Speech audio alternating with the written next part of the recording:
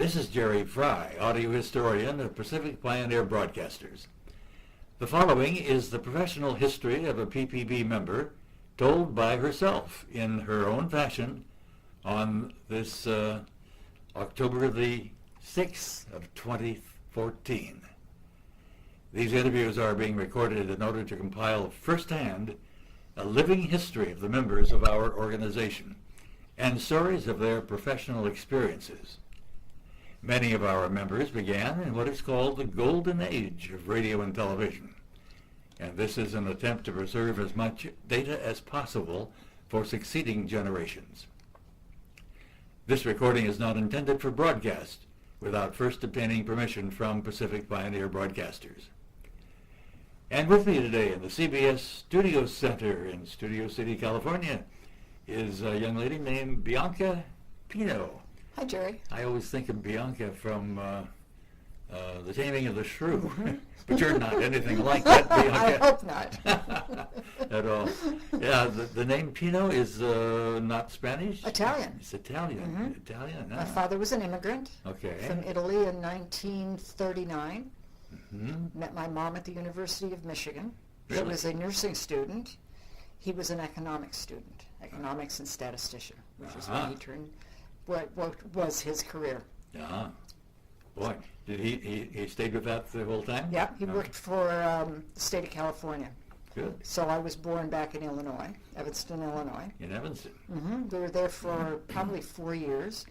After the war, he got a job with the California state government, and the capital at that time was San Francisco. Oh, really? So we moved to San Francisco, which was a great place. California's state capital Was in San Francisco. Did I know that? I don't know. I sure don't remember. I hope I've got the story right. Yeah, I well, could be all messed up, too. Sounds good. We moved to San Francisco, and we were there for maybe 3 years, and then moved to Sacramento, which is where I grew up. I'll be darned. Yeah. How long were you there? Were you there in your adult life at all? I was there until I went to San Francisco State University as a junior. Because both our chairman of the board, Gene DeVivier Brown, worked at KFBK. Yes. And I used to work on KCRA Channel 3 there. Yeah, I didn't work in broadcasting there, but I got very interested in drama. Because my parents, when I was about in the 7th grade, realized that I had vision problems, and I couldn't see the blackboard. Really? So when they tried to, conjugate a verb, and the teacher was writing on the blackboard, I couldn't see what she was doing. So I guess I was falling behind until somebody figured out I needed glasses. That's a revelation. That was a revelation. Yeah. And I guess I was a little introverted. My dad, who was working for the state at the time, had a friend whose wife had a drama school. So they sent me to drama school to get me out of my shell. And I loved it as an actress. This was after high school? Or? No, this was about the 8th grade. So in high school then I got into the drama department, was in several plays, was in Shakespeare, who knows, I don't even remember what it was, and continued that when I went into junior college in Sacramento, because my parents didn't want me moving too far away. Nice Italian family, you don't let the kids out of the house very early. So close. Yeah. Do you have other siblings or younger sister? Younger sister. Okay. Yeah. So my dad was very interested in gardening. I guess a lot. It was a big part of his life. So I enrolled in 2 schools. I enrolled in the drama school, and I enrolled to become a botanist. What were you saying? The botany was fine. I loved the field trips. I loved dealing with the plants.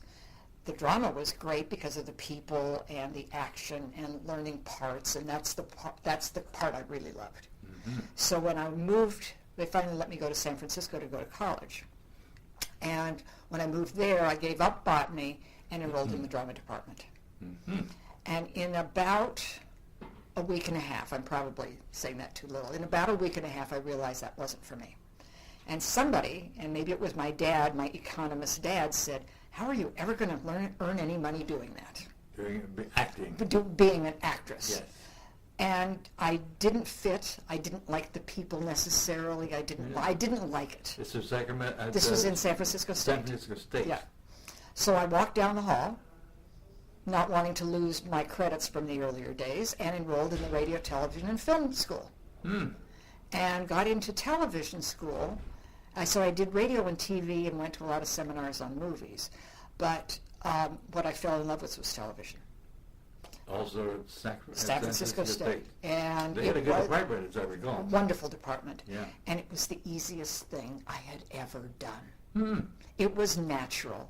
I understood it. I got it. I knew how to do a montage before I was ever taught. I don't know how. And it was thrilling and interesting. And we'd do productions. I did radio and TV productions. And it was terrific. What year would this have been? This would have been 64, 65 in there. Somewhere along the way, one of my instructors or advisors said, "You're a girl. You'll never work in this business. Oh, great. You better learn typing and shorthand." Good advice. Very, very good advice, because I never would have gotten my first 2 important jobs without that advice. Yeah. So I left school, looked around at the local TV stations for a job, didn't get anything, finally hired a recruiter at that time for a couple $100. They'd go out and find you a job. Got me an interview at KPIX Television. I got the job because I could type. And it was in the traffic department, typing the logs for broadcast the next day. For heaven's sake. So I'd schedule the commercials. So my job was to take these file cards, 5x7 file cards, because you know computers, you write it all down, you're on a typewriter. Right. So you're back timing everything for the entire day for the entire station. And luckily we weren't on the air 24 hours a day, but what it did was it got me to have dealings with all the other departments in the station. So I'd work with public service department on scheduling their spots. I'd work with sales department on scheduling their spots. Work with the news department on whatever they needed. Work with production on whatever they needed. And I got to go up and hang out in master control, which I loved. Sure. And I learned how to edit 2-inch videotape by hand with a razor blade. With a razor blade. That took some skill. That was great. And I just hung out. And I was there for a total of 5.5 years. The last 2 years I moved into the production department, scheduling the directors, the studios, the ADs, the talent. And the reason they let me go, I was getting really, really tired of the traffic department. They let me go because I scheduled wine promo, a champagne commercial for Christmas in January. So they had a lot of make goods to do, and they finally realized I shouldn't be there. It was Gallo wine. That's what it was. Gallo wine commercials in January. Big advertisers in those days. Big advertisers. So they let me move up to the other department, to production, and I had a great time. And realized that I was never going to go anyplace. I had hit the ceiling. One of the program directors that I worked for was a man named John Goldhammer, who gave me a job many years later down here. So I met great people, had a great deal of fun, and my boyfriend at the time was moving down here to LA. He was a director. He was moving down to LA. I said, "This is it. If I'm ever going to get out of here and not be stuck behind a desk as a secretary, basically, I'll go too." So I came down. We moved down here. Was Phyllis Diller still in San Francisco, or had she left by then? On her career? I think she was gone by then. She was gone, yeah. Yeah, because I moved down here in 71 and bounced around looking for a job. Nothing really, it wasn't easy. And somehow I started, of course, taking the trades and looking at what productions are coming up. And there were a lot of shows coming up, and I just started calling around. And somebody I talked to said, "We don't have anything, but you should go talk to Marjorie Lawson over at Ralph Edwards Productions. They're starting up This Is Your Life." Now, what kind of job were you looking for? PA. PA? Yeah, Okay. yeah, production assistant. Right. I grew up in a household that never had a TV set. By design? Yeah. On purpose? They just didn't. My parents thought their girls should be in school They should be studying. They should be outside, not sitting in front of whatever that thing is. Mm-hmm. So we never had a TV set. I had never seen This Is Your Life. And it was on radio before? Did they have a radio set? Yeah, but that was in the 60s. I was too young. That wasn't, no. I remember listening to radio dramas as a kid, but I never listened to This Is Your Life that I remember. Mm-hmm. So I had no clue. So I go in for a meeting with Ralph Edwards and Jim Washburn, who was the producer, and... Had you ever heard of Ralph Edwards? I don't think so. I would guess not. I never told him this, by the way. and the producer, whose name I'll think of in a minute. 3 guys, huge office, blue everything. It was Ralph's color. Very, very nice people. Where was the office? The office was on Hollywood and Highland, where the Gap store is now, in that building.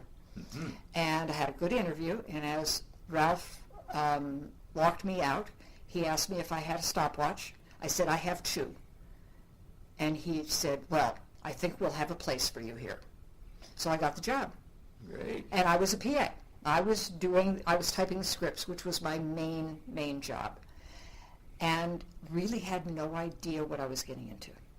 So in those days, the writers would write out the script in longhand, and my job was to translate that into script form on the typewriter. You get one shot at it. Yeah. And if you're not a good typist, and luckily I did have typing and could not totally lie to Ralph and say I could take shorthand for script changes, because he wanted that ability.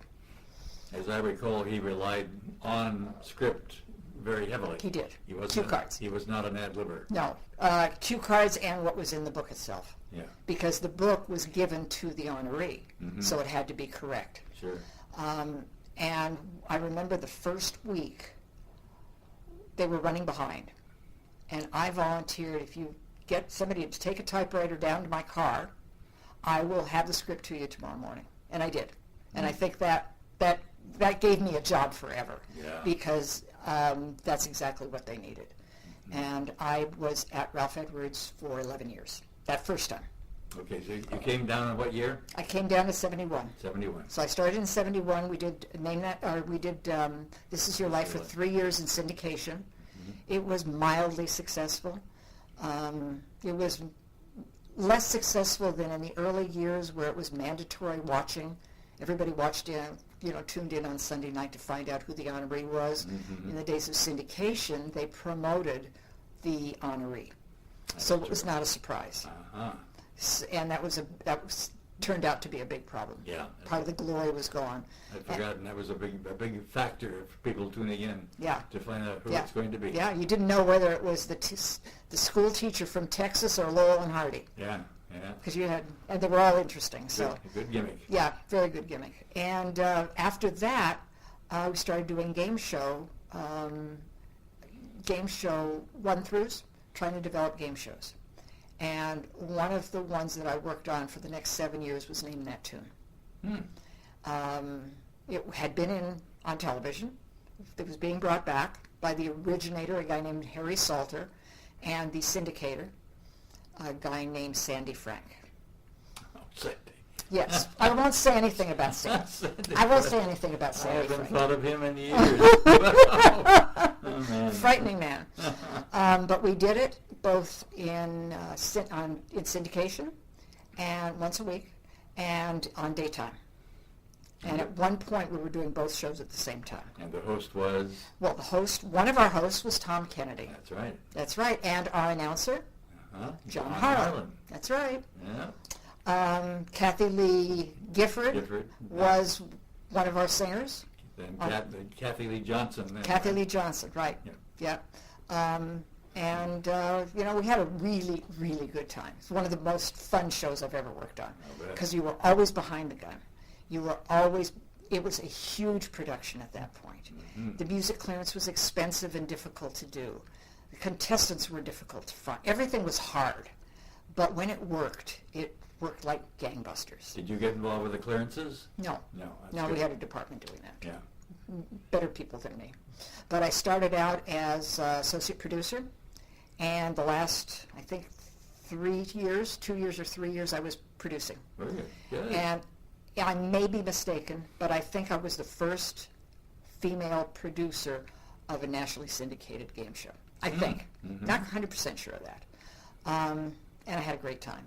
Well, we'll say that it's true. Okay. For the record. And also at the same time, we were doing development on other shows. And one of the shows that I think was an in-house production was called The Crosswits, which was a Metro Media show. And it was 4 celebrities, 2 teams, and a civilian filling in crossword puzzles. We did that for 5 years in the middle of doing Name That Tune for 7. And we would record 2 days a week every other weekend. We would do Name That Tune on the alternate weeks. So we would go 12 days without a day off. Oh my gosh. You make a lot of money doing that, though. Yeah, it gets to be a grind, though. It gets to be a grind. And you get worn down a little bit. Yes. And I was associate director on that show. Because that's all I could really do. I couldn't AP it because there was too much Name That Tune stuff to do. Sure. So I'd go in on the weekends and have a blast. It was great. Tom Kennedy did the Name That Tune for, what did you say? I think 7 years. 7 years. We did the nighttime show. Yeah, that's right. Yeah. And in syndication just a couple of years, and then someone... No, syndication was 7 years. Okay. The daytime was like 3 years, I think. When George DeWitt did it for a while, I think, if I'm not mistaken, but I don't know whether it was... Way before us. Before. Yeah, way before. Yeah. So that was a good run. That was a really good run. Very busy, very intense. Crosswits, I don't recall that in my own mind. What year would that have been? That would have been about 75, 6, 7, 8, 9, somewhere in there. All right. Somewhere in there. And then it kind of got a little bit quiet around Ralph Edwards. He was getting tired. We were all getting kind of tired. I was getting a little antsy to get out of this nice, comfortable family because it really was a wonderful, wonderful family. I've never worked for anybody better. And kind of coincidentally, I was offered a job by John Goldhammer, who I'd worked with in San Francisco, to go to Paramount, to the domestic distribution division at Paramount. They were starting up Entertainment Tonight. This was 1982. They were starting up Entertainment Tonight.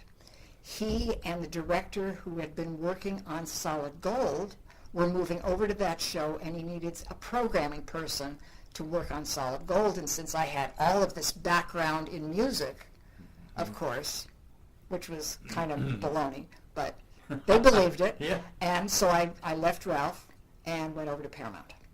And we were in a tacky little trailer, had a really good time. You were with Edwards for how long in total? That time, 11 years. 11 years. Okay. Went to Paramount for a year. I hated it there. I hated the work. I hated watching other people do the jobs that I love to do, producing. Yeah. And I hated the environment. And so after a year I quit and was offered a job by a guy named Earl Greenberg, who was the censor on Name That Tune at NBC. You had a censor, really? Oh, we had broadcast standards. Yeah, I know that. We had fairness. Yeah. We had, the envelopes had to have the songs in it. So if we were doing 3 shows a day, we would literally throw 3 envelopes down on the floor, and the broadcast standards person would say that one, and that one in that order. Oh, we learned. And before anybody left, we pulled out one of the music sheets from each of those, put a number on it, and that was our music for the day. And they also had to keep the contestants separate from the music rehearsal. So the contestants were with us all day. Right. They'd come in the morning. We would be taping 3 shows, but they had to keep the contestants busy somewhere else while all of the music rehearsal happened. So Earl was starting a show called Fantasy on NBC. He left being broadcast standards, and he had gone out producing on his own. And he was putting together a group of people for that show. And they needed somebody that knew how to do reunions. Well, okay, call me. I've done This Is Your Life. Yeah. So I worked on that show for about a year and a half. Had a blast. It was the weirdest show, combining human interest stories, little games. It was a Merrill Heater production, interviews, almost anything. We do reenactments of soap opera scenes with actors, and then we would go and reunite a Vietnam veteran with his Army buddy, because in those days there was no internet. Yeah, no. So people weren't finding each other. So, and our researchers would get on the phone in about 10 minutes, find the long-lost sister that this person hadn't been able to find in 30 years. So we did a lot of reunions. We did one show because they were so successful and had a really good time doing it. Where was this done? Where was this done? NBC. Ah. On the lot at NBC. In Burbank. Yeah, in Burbank. And our offices were across the street. The show was kept on for an extra 6 months because they were getting The Bold and the Beautiful ready. And it wasn't quite ready, so they kept us on. We knew we were lame ducks. We still had a great time. And when that was over, I went back to Ralph Edwards. Oh, did you? They were going back into doing more development, Uh-huh. and I went back to Ralph Edwards. Okay. And In what capacity now? development, Okay. they had hired Stu Billett made a pact with Stu Billett to do People's Court. So Stu was starting to do game show development because of his background. And we did a lot of game show development. We did very few shows that ever got on the air, but we did run-throughs and run-throughs and run-throughs and run-throughs. And we did that for the next 8 years. Wow.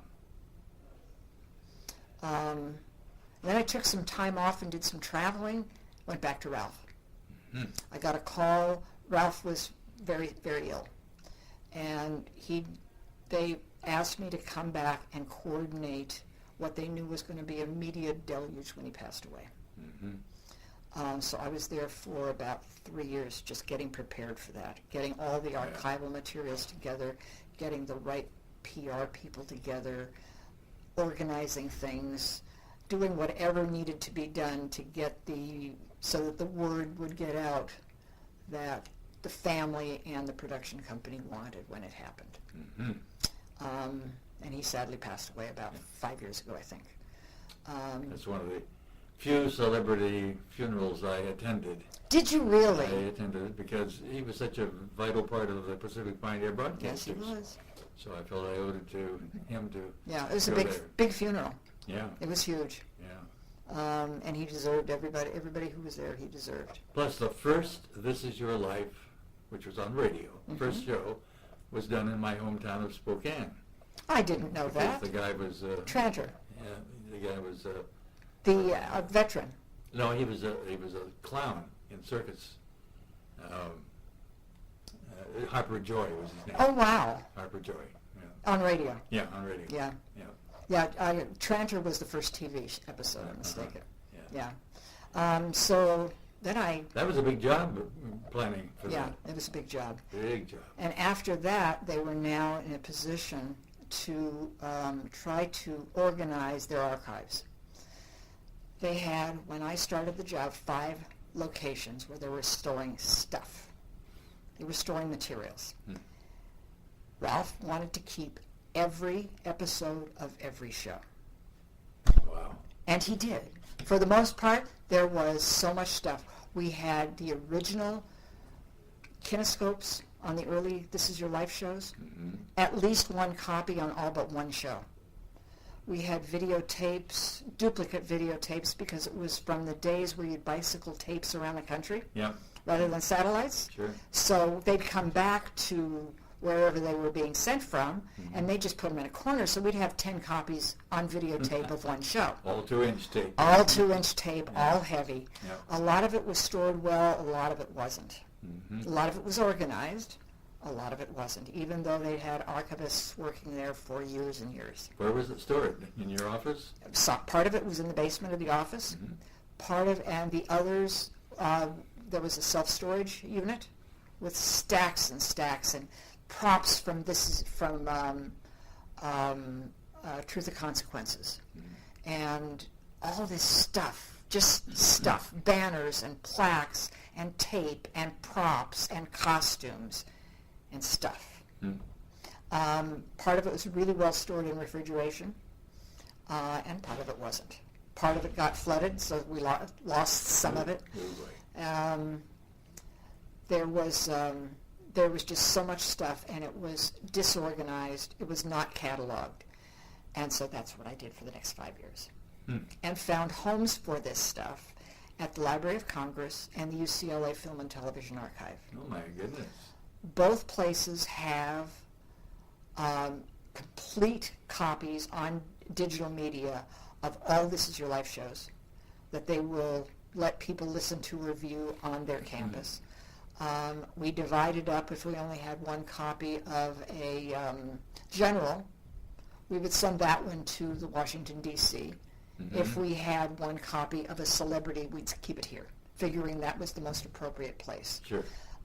We got rid of a lot of material because nobody wanted it. You don't need 10 copies of the same show. Right.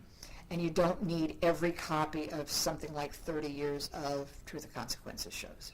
So we did get rid of stuff, we organized stuff, and it's down to one place now. Did some go to the TV Radio Museum in New York or here? No. No. There was no interest. That's interesting. Weird. Who knows? Why would not that be? I have no idea.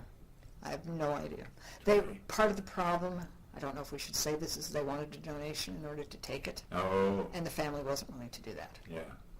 Well, So, I don't blame them. I don't blame them. You know, I'll never forget the truck from the Library of Congress went over, they palletized all the tapes, they took them out of cold storage, put them on pallets, wrapped it in cellophane, and lifted it onto this massive truck. And we're driving it across country. And when they pulled out, I said, we're done.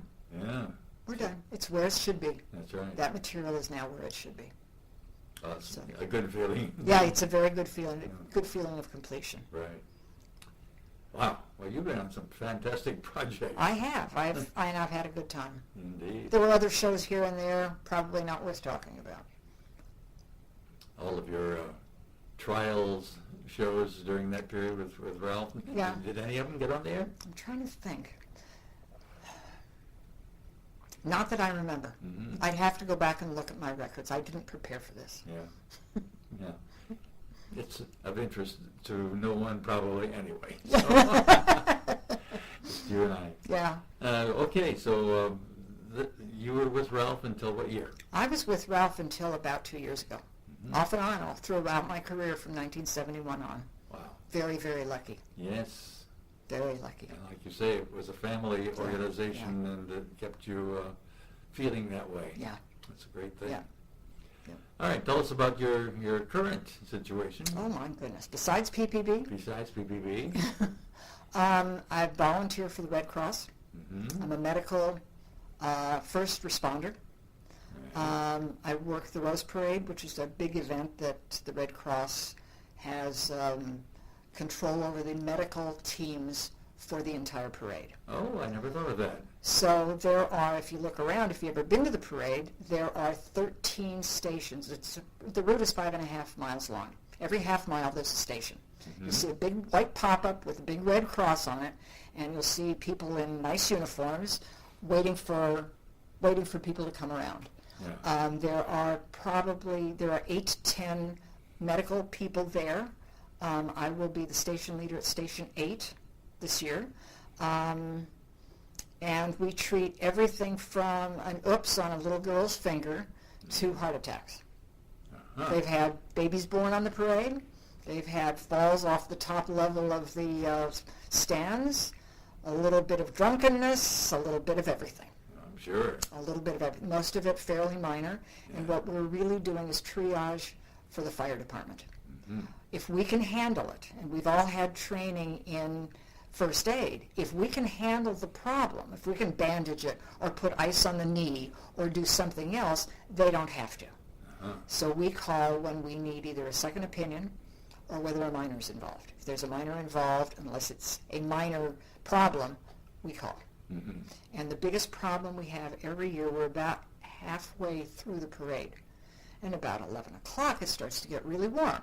Yes. And these kids have now walked a little over 2 miles. They are from the Midwest or the northern states. They're in dark uniforms. Oh, boy, yeah.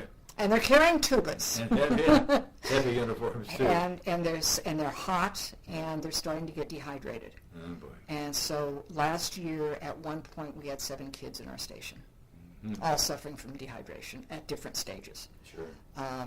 And we make them comfortable, and if they recover, we send them back to the end of the parade with special couriers who take them back to the coordinator of that particular school. Because they're here, their friends are all walking down the parade route. That's right. So somewhere you need to get them back to their group. And so that's a big part, especially in the last part of the parade. That takes a lot of coordination. Yeah. Absolutely. So it feels really good to do that. Sure. And every once next week I'm doing there's a dog show somewhere in Pomona.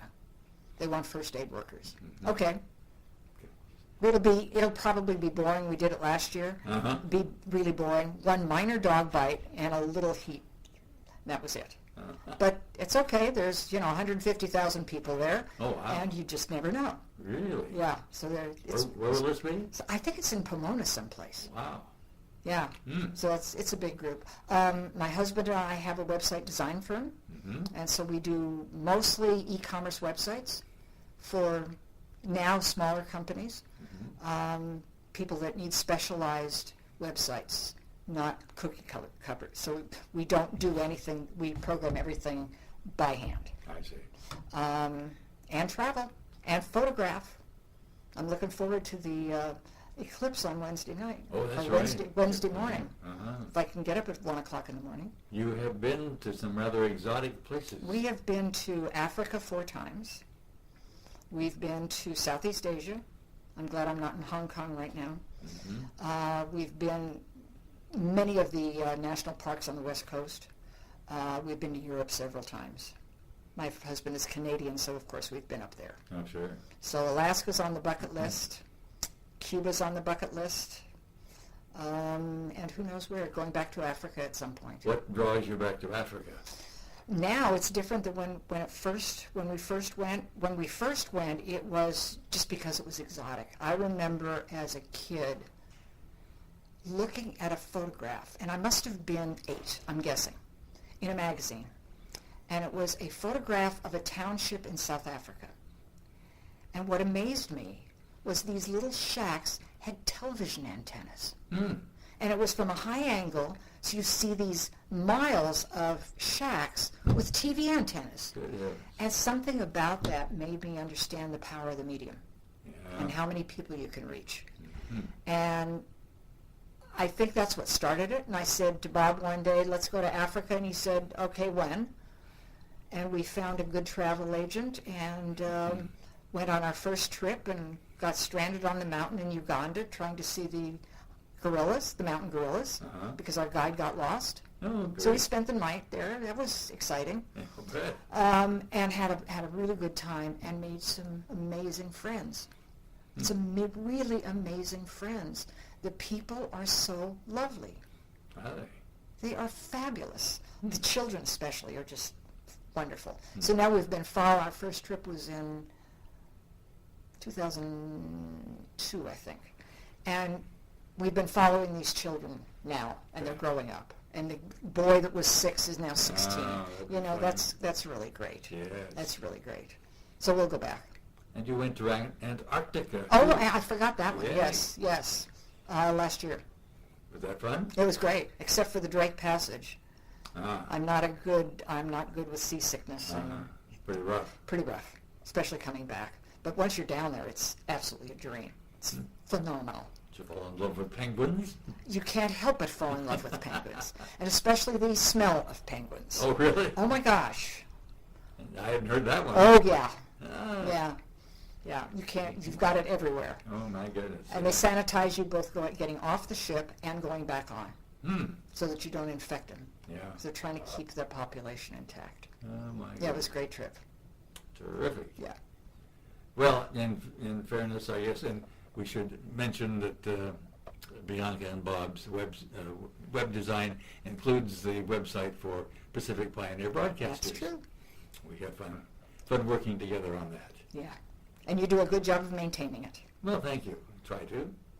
What else do we need to I don't know. talk about? Did your father ever agree that you went into a good profession to make a living? I'm not sure my parents ever really understand what I did. Oh, yeah, I know. They knew I was happy. They knew I was able to support myself. Mhm. And they knew I was doing something that I really enjoyed, and that's what mattered to them. What years were you growing up in Sacramento?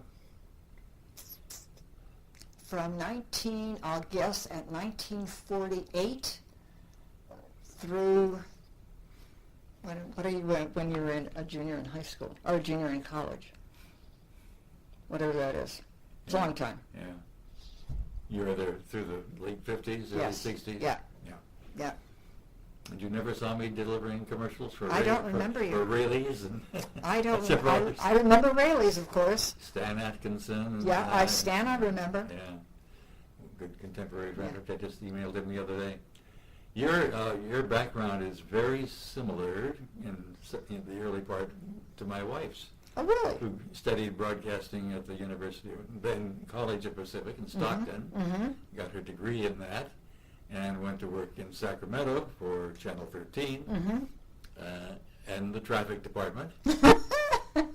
That's what women did. And that's right. And like you, decided there was no future in that. Yeah. So fortunately, decided to go get her teaching credential at Sac State. Mm-hmm. And became a teacher for the rest of her life. No more broadcasting. No more broadcasting. No. Yeah. It worked out nicely. That's good. One thing I forgot to mention to the listeners here, Bianca PINO is currently Vice President of Pacific Pioneer Broadcasters, as well as being the person who works with the newsletter, a publication that we put out each time we have a luncheon. And that newsletter has evolved from a very rudimentary two-sided sheet to a lovely 4-page edition with lots of illustrations and pictures and a very professional layout. Well, thank you. Which I think people are now reading because it's attractive. Well, that's nice to hear. I've realized somewhere along the line, the more pictures you put in, the less you have to write. Well, that's true too. Yeah. I always remember that my boss at Channel 3 in Sacramento, when we went to an hour-long local newscast, and I said, Bob, who's going to watch an hour of local news? And he said, if the pictures wiggle, they will watch. That's right. And it's true. That's right. Yeah, very true. Well, Bianca, it's been wonderful talking Thank with you, you Jerry. this afternoon. My guest has been Bianca PINO, as I mentioned, Vice President of Pacific Pioneer Broadcasters. And we've been speaking on this October the 6th of 2013 from 14, I'm sorry. That's right. I'm a year off. Let me go do it again. October 6th of 2014. I know where we are. We're in the CBS Studio Center in Studio City, California. My name is Jerry Fry. I'm the audio historian of Pacific Pioneer Broadcasters, and thanking you very much for listening. Thank you very much.